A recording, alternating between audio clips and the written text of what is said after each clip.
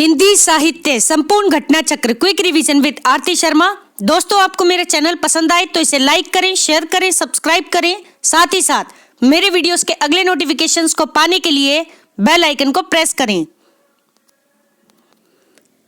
दोस्तों, हम कर रहे हैं जुलाई 2018 का द्वितीय प्रश्न पत्र। ठीक है, गौर करेंगे दोस्तों। प्रश्न है, ध्यान दें, सूची 1 और सूची 2। ठीक है, सूची 1 में रचनाकार हैं, सूची 2 में रचनाकार से संबंधित बातें हैं। तो जरा ध्यान दें। सबसे पहले हैं नंद दुलारे वाजपेयी जी। नंद दुलारे वाजपेयी जी ने इनकी रचना है। ठीक है, रचना है राष्ट्रभाषा की कुछ समस्याएं। किसकी है? नंद दुलारे वाजपेयी जी की। फिर है विश्वनाथ प्रसाद मिश्र जी। विश्वनाथ प्रसाद मिश्र जी, इनकी रचना है हिंदी का साम्यिक साहित्य। हिंदी का साम्यिक साहित्य। इसके बाद हैं दोस्तों इंद्रनाथ मदान। इंद्रनाथ मदान, इनकी रचना है कुछ उथले कुछ गहरे। कुछ उथले कुछ गहरे। फिर हैं भगीरथ मिश्र जी। भगीरथ मिश्र जी, इनकी रचना है कला साहित्य और समीक्षा। कला साहित्य और समीक्षा। याद रखेंगे। अब एक बार फिर से सुने, गौर करेंगे दोस्तों। सबसे पहले रचना है राष्ट्रभाषा की कुछ समस्याएं। राष्ट्रभाषा की कुछ समस्याएं किसकी है? तो ध्यान रहे, नंद दुलारे वाजपेयी जी की रचना है। किसकी? नंद दुलारे वाजपेयी जी की रचना है। इसके बाद है हिंदी का साम्यिक साहित्य। हिंदी का साम्यिक साहित्य किसकी रचना है? विश्वनाथ प्रसाद मिश्र जी की रचना है। विश्वनाथ प्रसाद मिश्र जी की रचना है हिंदी का साम्यिक साहित्य। इसके बाद है दोस्तों कुछ उथले कुछ गहरे। कुछ उथले कुछ गहरे किसकी है? इंद्रनाथ मदान की। इंद्रनाथ मदान की रचना है दोस्तों कुछ उथले कुछ गहरे। फिर है दोस्तों कला साहित्य और समीक्षा। कला साहित्य और समीक्षा किसकी रचना है? तो ध्यान रहे, भगीरथ मिश्र जी की। भगीरथ मिश्र जी की रचना है कला साहित्य और समीक्षा। याद रखेंगे। अगला प्रश्न है, ध्यान दें, सही सुमेलित प्रश्न है। सूची 1 में नाटक है, फिर है सूची 2 में नाटक से जुड़ी हुई बातें। जरा ध्यान दें। सबसे पहले है स्वदेश दीपक जी का नाटक कोर्ट मार्शल। कौन सा? स्वदेश दीपक जी का नाटक है कोर्ट मार्शल, जिसके पात्र हैं रामचंद्र। ध्यान रखेंगे। और यह नाटक जातिवाद की समस्या पर आधारित है। किस पर? जातिवाद की समस्या पर आधारित नाटक है कोर्ट मार्शल। ठीक है। इसके बाद है नाटक कामना। कौन सा? कामना। ध्यान रखें। और यह भोगवाद, भोगवाद पर आधारित नाटक है कामना। ठीक। फिर है सुरेंद्र वर्मा जी का नाटक। किसका? सुरेंद्र वर्मा जी का नाटक है आठवां सर्ग। आठवां सर्ग दोस्तों, यह अभिव्यक्ति की स्वतंत्रता, अभिव्यक्ति की स्वतंत्रता पर आधारित नाटक है आठवां सर्ग। ठीक है। इसके बाद है माधवी। ध्यान रखें, माधवी। ठीक। स्त्री विडंबना, स्त्री विडंबना से संबंधित नाटक है माधवी। याद रखेंगे दोस्तों। अब जरा एक बार फिर से सुने, गौर करना। जातिवाद, जातिवाद की समस्या पर आधारित नाटक है कोर्ट मार्शल। फिर है दोस्तों भोगवाद, भोगवाद की समस्या पर आधारित है नाटक कामना। ठीक है। किसका नाटक है कामना? कमेंट बॉक्स में बताएं। ठीक। इसके बाद है अभिव्यक्ति की स्वतंत्रता पर आधारित नाटक आठवां सर्ग। ठीक। इसके बाद है स्त्री विडंबना पर आधारित नाटक माधवी। याद रखेंगे दोस्तों, माधवी किसका है? ये भीष्म साहनी जी का नाटक है माधवी। और भीष्म साहनी के अन्य नाटक हैं हानुश, आलमगीर, कबीरा खड़ा बाजार में। ठीक है। ये कुछ अन्य नाटक हैं, ध्यान रखें। ठीक। और सुरेंद्र वर्मा जी के नाटक हैं आठवां सर्ग, सेतुबंध, सूर्य की अंतिम किरण से सूर्य की पहली किरण तक। ठीक है। कुछ इंपॉर्टेंट नाटक हैं, ये याद रखेंगे आप। ठीक है। अगला प्रश्न है, जरा ध्यान दें, सही सुमेलित है। सूची 1 में यहाँ पर कुछ पात्र हैं और सूची 2 में यहाँ पर रचनाओं के नाम है, उपन्यास है, रचनाएं हैं। ठीक है, तो ध्यान दें दोस्तों, सबसे पहले यहाँ पर पात्र हैं ऋषि। कौन? ऋषि। किसके पात्र हैं? तो रचना रात का रिपोर्टर। रात का रिपोर्टर उपन्यास है जिसके पात्र हैं ऋषि। ठीक है, फिर है दोस्तों मोतीराम। मोतीराम किसके पात्र हैं? तो श्रीलाल शुक्ल जी का उपन्यास है राग दरबारी। कौन सा? राग दरबारी। श्रीलाल शुक्ल जी का उपन्यास है जिसके पात्र हैं मोतीराम। इसके बाद है दोस्तों भवेश नाथ। भवेश नाथ किसके पात्र हैं? तो ध्यान रखें, फणीश्वर नाथ रेणु जी का उपन्यास है परती परी कथा। परती परी कथा। ठीक है, जिसके पात्र हैं भवेश नाथ। ठीक, ध्यान रखेंगे। फिर है पात्र कुंतल। कौन? कुंतल। किसके पात्र हैं? तो ध्यान रखें दोस्तों, अर्धनारीश्वर। अर्धनारीश्वर के पात्र हैं। कौन? कुंतल। ठीक है, तो ध्यान रखेंगे अर्धनारीश्वर। दोस्तों अर्धनारीश्वर विष्णु प्रभाकर की रचना है जहां तक है। ठीक है, तो देख लेना आप एक बार अपनी किताबों से, क्योंकि अर्ध कथानक देखो 2-3 रचनाएं मिलती हैं जो बिल्कुल एक जैसी लगती हैं। ठीक है, आत्मकथा में अगर हम बात करें तो अर्ध कथानक, ठीक है, या अर्ध कथा बनारसी दास चतुर्वेदी जी की रचना है। ठीक है, इसके बाद अगर हम बात करें उपन्यासों में तो अर्धनारीश्वर उपन्यास है किसका? एक है विष्णु प्रभाकर जी का। ठीक है, उपन्यास है या नाटक है, तो देख लेना इसको। ठीक, बाकी दिनकर की भी रचना है एक अर्धनारीश्वर। ठीक है, तो आप ये भी देख लेना। तो अर्धनारीश्वर नाम से जो भी रचना आएंगी आप उसको एक अलग पेज में नोट करेंगे। ठीक है, डाउट जहां से भी बनेंगे आप वो सारे डाउट अपने आप क्लियर करेंगे। ठीक है, मैं बताती जाऊंगी कि कहां कहां चीजें एक जैसी हैं। ठीक, तो आप इस बात का ध्यान रखेंगे दोस्तों। अब देखते हैं, गौर करना जरा दोबारा से। रात का रिपोर्टर। रात का रिपोर्टर उपन्यास के पात्र हैं ऋषि। फिर है राग दरबारी उपन्यास जिसके पात्र हैं मोतीराम। फिर है परती परी कथा, ये किसके पात्र हैं? तो ध्यान रखें, परती परी कथा फणीश्वर नाथ रेणु जी का उपन्यास है जिसके पात्र हैं भवेश नाथ। कौन? भवेश नाथ। ठीक है, फिर है दोस्तों अर्धनारीश्वर। अर्धनारीश्वर इसके पात्र हैं कुंतल। कौन? कुंतल। याद रखेंगे सभी उपन्यास एवं उनके पात्रों को। ठीक है, अब जरा ध्यान से सुने दोस्तों, जिन भी स्टूडेंट्स को मेरा चैनल नहीं मिलता है तो दोस्तों आप सर्च करें हिंदी साहित्यविद आरती शर्मा। हिंदी साहित्यविद आरती शर्मा चैनल पर विजिट करें, प्लेलिस्ट देखें और अपनी सुविधा के अनुसार पढ़ाई करना शुरू करें। ठीक है, टारगेट सेट करके पढ़ाई करें। 5-5 वीडियो देखने हैं, 5-5 देखें, 10-10 देखने हैं, 10-10 देखें। और मैं एक बात कहूंगी कि अगले वीडियो जब ही देखें जब आप पिछले वीडियो की रिवीजन कर लें। दोस्तों ऑप्शन दिया गया है यूट्यूब में, स्पीड बढ़ाकर आप वीडियो देखें। मैं ये नहीं कहूंगी कि घंटों तक एक ही वीडियो पर बैठना है, बिल्कुल नहीं। आप 1.75 की स्पीड से वीडियो को देखें, आपको क्वालिटी भी एकदम सही लगेगी और एकदम समझ में भी आएगा। ठीक, एक बात तो ये याद रखें। दूसरी बात दोस्तों, आपसे यहाँ कोई फीस नहीं ली जा रही, बिल्कुल भी नहीं। ठीक है, फ्री ऑफ कॉस्ट सारी वीडियोस हैं आपके लिए। आप अगर चाहें तो आप अपने घर में जिनके यहाँ भी इंटरनेट की समस्या है तो वे लोग वाईफाई कनेक्शन ले लें, और आप ज़्यादा दिनों के लिए नहीं तो 3 महीने के लिए ही ले लें।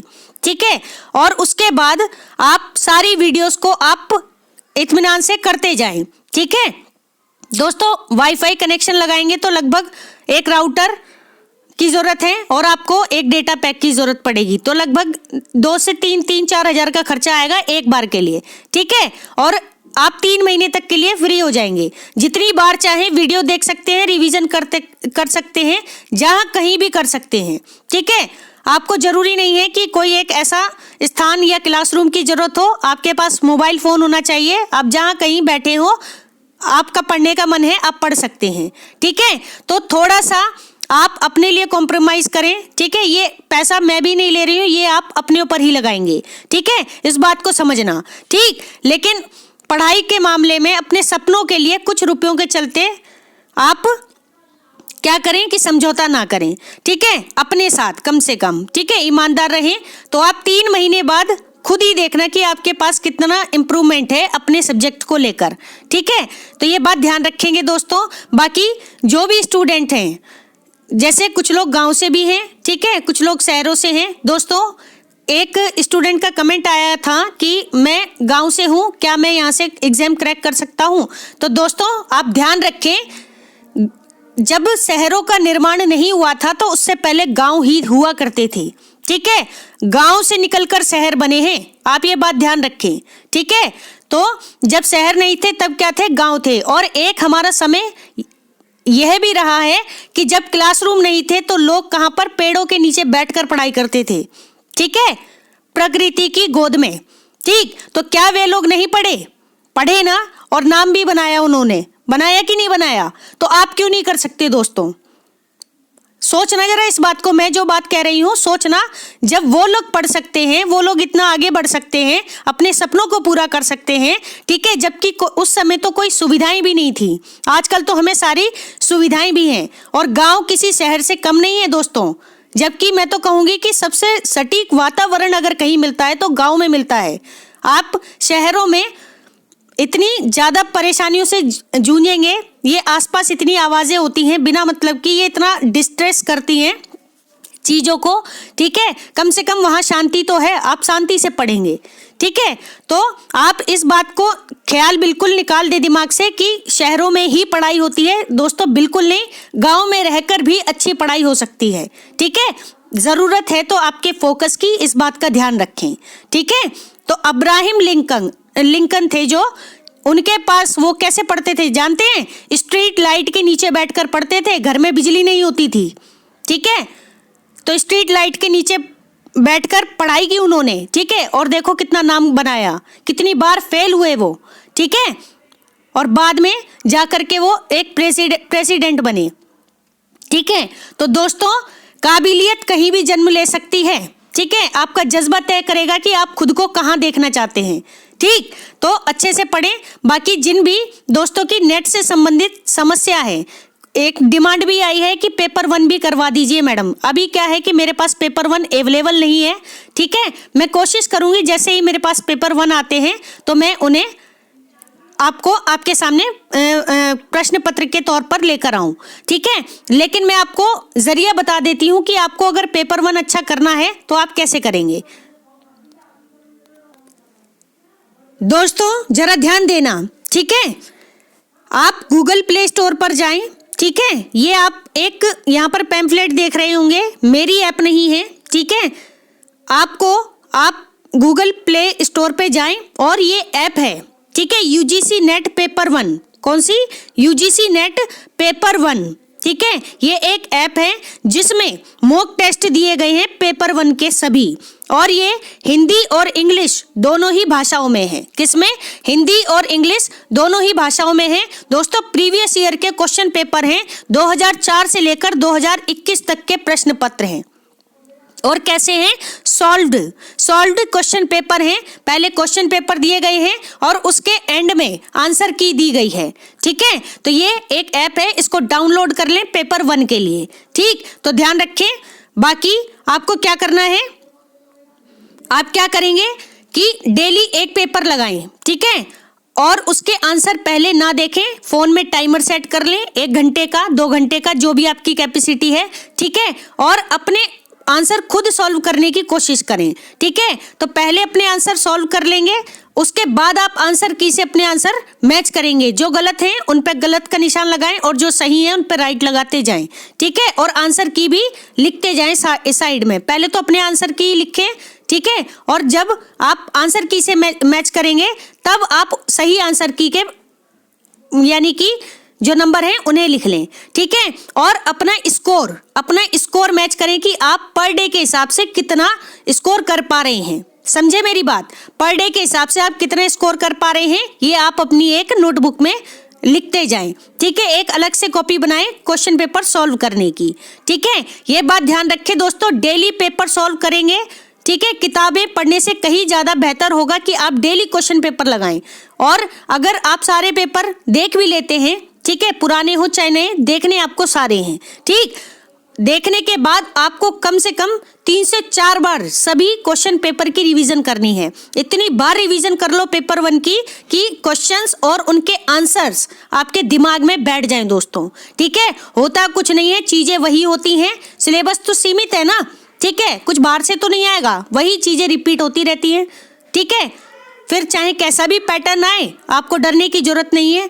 ठीक, इसके अलावा मैं आपको बताऊं तो दोस्तों स्टडी 91 एक चैनल है। ठीक है, उसमें आप सर्च करें स्टडी 91 नेट पेपर 1 प्लेलिस्ट।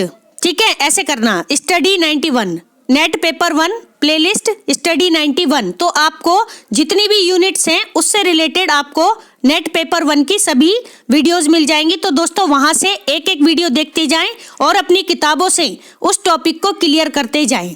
ठीक है, एक तरीका ये है। उसके बाद है क्वेश्चन पेपर लगाएं। ठीक, तो ये आपका तरीका रहेगा पेपर 1 को क्रैक करने का।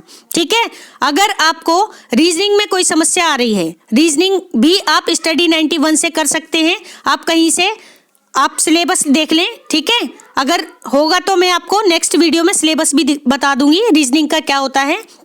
ठीक, अदरवाइज आप अपनी किताबों में देख सकते हैं, वही लिमिटेड चीजें होती हैं। ठीक है, तो आप वहां से भी एक एक टॉपिक डालकर यानी कि सर्च इंजन में आप क्या कर सकते हैं, वीडियोस को देख सकते हैं और अपनी तैयारी बेहतर कर सकते हैं। ठीक है दोस्तों, आजकल यूट्यूब पर सब कुछ अवेलेबल है, बस आपको जरूरत है तो आपको किस तरीके से सही दिशा में सोचना है इस बात की। ठीक है, कोचिंग शहरों में हो या गांव में हो कोई फर्क नहीं पड़ता, पास करने के लिए आपकी मेहनत ही सबसे ज्यादा मायने रखती है। कोई टीचर कितना भी बेहतर करा ले, जब तक आप खुद से प्रयास नहीं करेंगे कुछ नहीं होगा। ठीक है, इस बात को जरा समझना। ठीक, इसके अलावा YouTube पर एक वीडियो भी है, 3 घंटे के आसपास वीडियो है, अभी मुझे नाम याद नहीं आ रहा है। ठीक, आप सर्च कर लेना कि पेपर 1 वीडियोस 3 आवर्स ऐसे करके करना तो वीडियो आ जाएगी।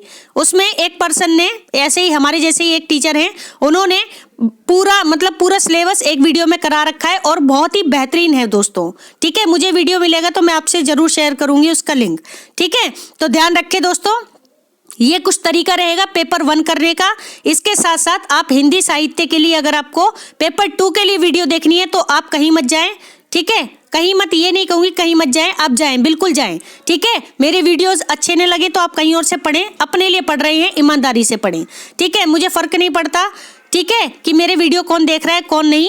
क्वालिटी अच्छी होगी तो दोस्तों आप जरूर देखेंगे। ठीक है, नहीं भी होगी तो कोई ऐसी प्रॉब्लम है नहीं। ठीक, बाकी आप जहां कहीं से भी पढ़ें दोस्तों अच्छे से पढ़ें। ठीक है, मेरे कहने का मतलब ये है, अपने लिए कोई कॉम्प्रोमाइज मत करना। ठीक है, और पेपर 2 है, आप चाहें तो स्टार्टिंग से मेरे वीडियोस देखते आएं। सबसे पहले 1 लाइनर क्वेश्चंस के वीडियोस हैं रीतिकाल तक।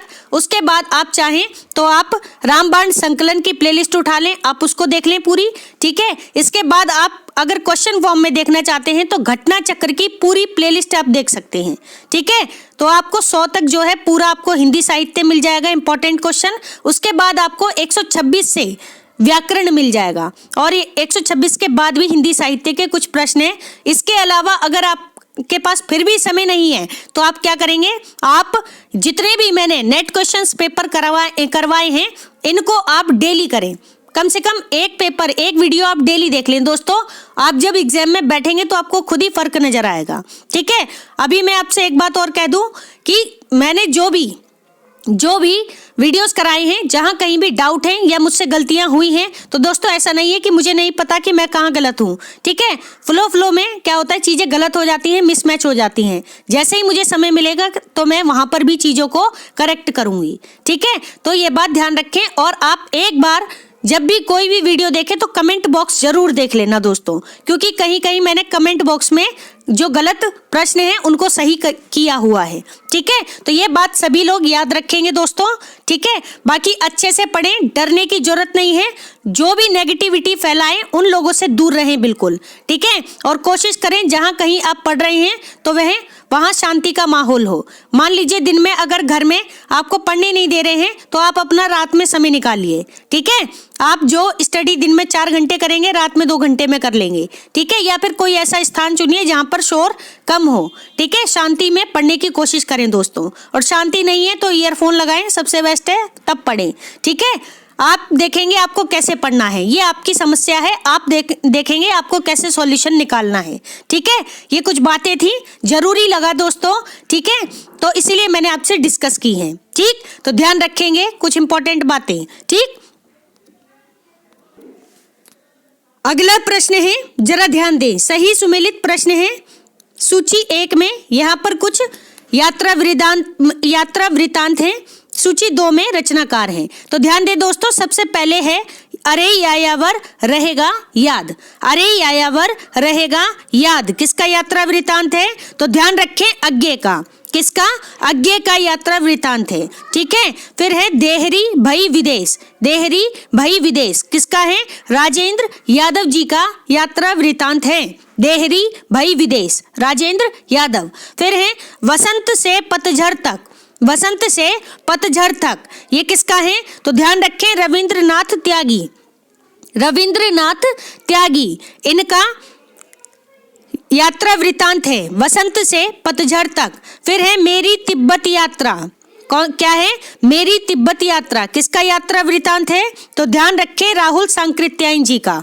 राहुल सांकृत्यायन जी का यात्रा वृतांत है मेरी तिब्बत यात्रा। ठीक, अब एक बार फिर से सुनेंगे दोस्तों, गौर करना जरा। सच्चिदानंद हीरानंद वात्स्यायन अज्ञे। सच्चिदानंद हीरानंद वात्स्यायन अज्ञे इनका यात्रा वृतांत है अरे यायावर रहेगा याद। अरे यायावर रहेगा याद। इसके बाद है दोस्तों राजेंद्र यादव जी। राजेंद्र यादव जी का यात्रा वृतांत है देहरी भई विदेश। देहरी भई विदेश। ठीक है, देहरी यानी दहलीज। ठीक है, इसके बाद है दोस्तों रविंद्रनाथ त्यागी जी, इनका यात्रा वृतांत है वसंत से पतझड़ तक। वसंत से पतझड़ तक। फिर है दोस्तों राहुल सांकृत्यायन जी। कौन? राहुल सांकृत्यायन जी। ठीक है, इनका यात्रा वृतांत है मेरी तिब्बत यात्रा। मेरी तिब्बत यात्रा याद रखेंगे दोस्तों। अगला सही सुमेलित प्रश्न है, जरा ध्यान दें, क्या है?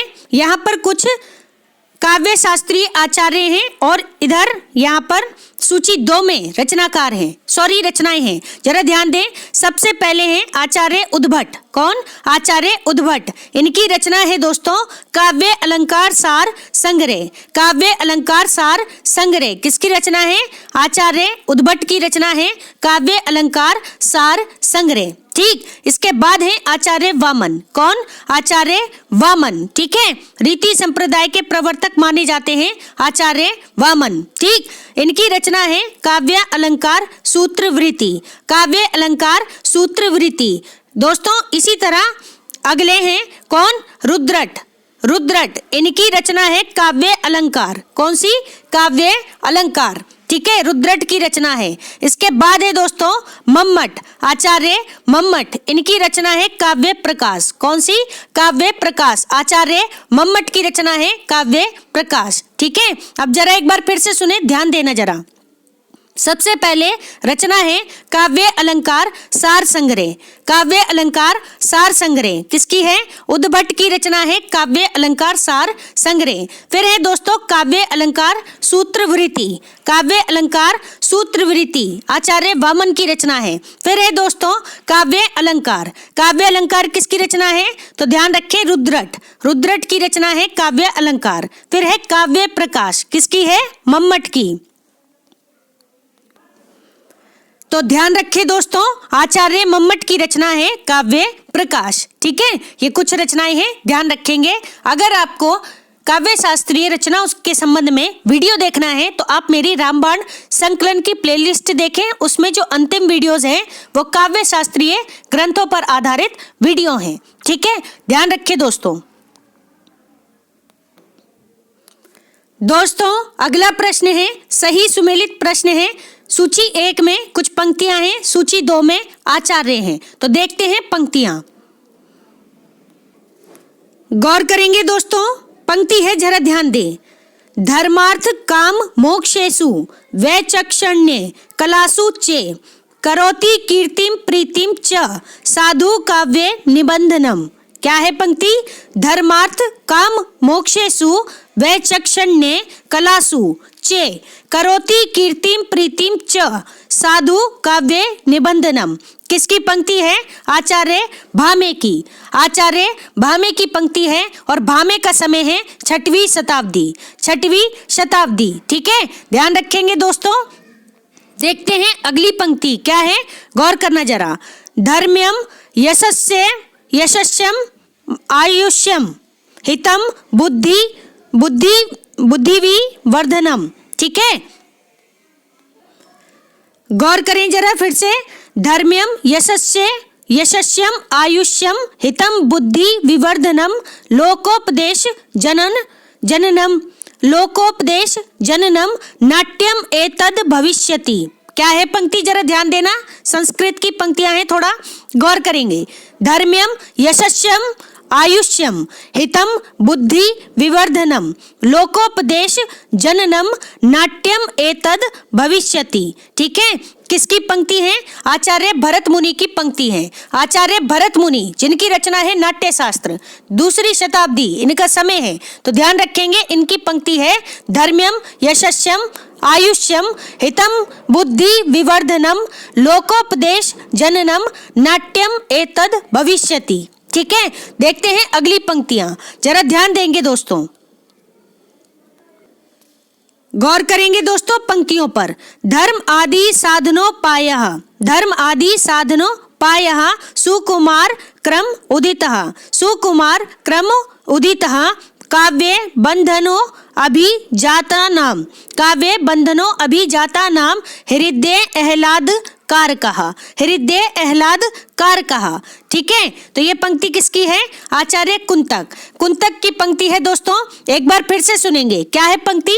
धर्म आदि साधन उपायः सुकुमार क्रमोदितः काव्ये बंधनो अपि जातानाम हृदय आह्लाद कारकः। किसकी पंक्ति है?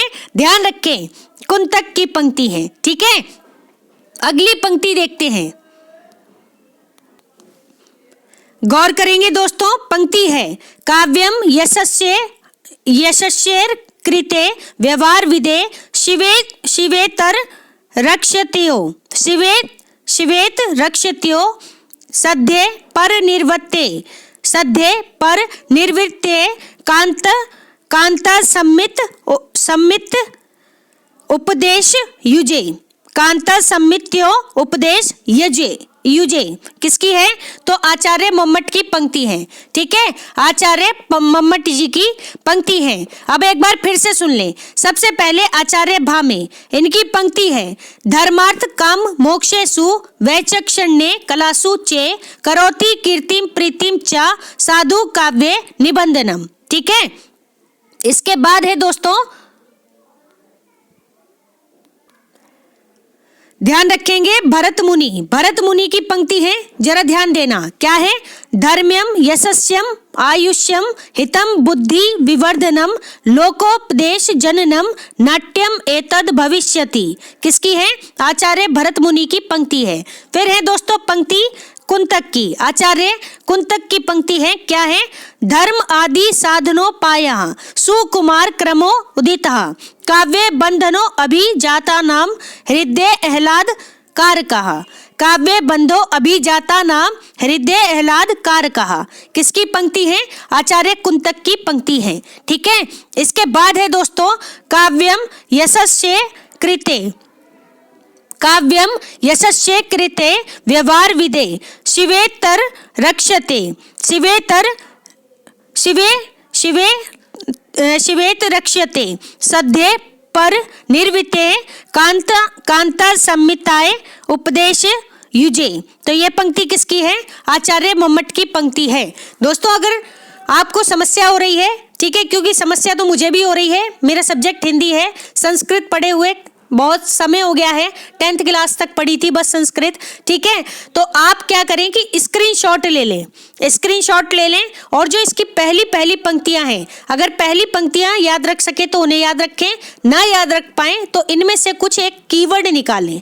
ठीक है, कीवर्ड्स निकाल लें, जैसे धर्मार्थ काम मोक्षेषु, एक ये हो गया। दूसरे में हो गया धर्म्यम यशस्या मनुष्यम हितम, इतना याद कर लें। फिर है तीसरा, धर्म आदि साधनों पाया, सिर्फ केवल इस वर्ड को याद रखें।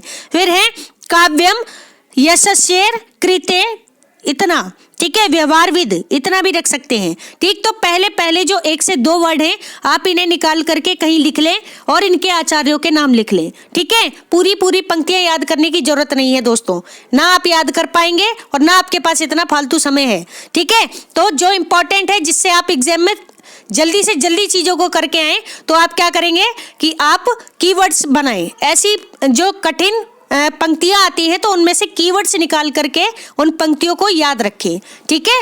ये एक अच्छा तरीका होता है कम समय में ज्यादा चीजों को मेमोराइज करने का, ठीक है।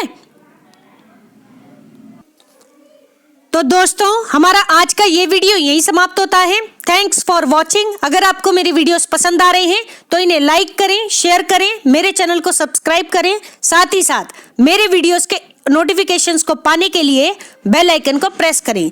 धन्यवाद दोस्तों।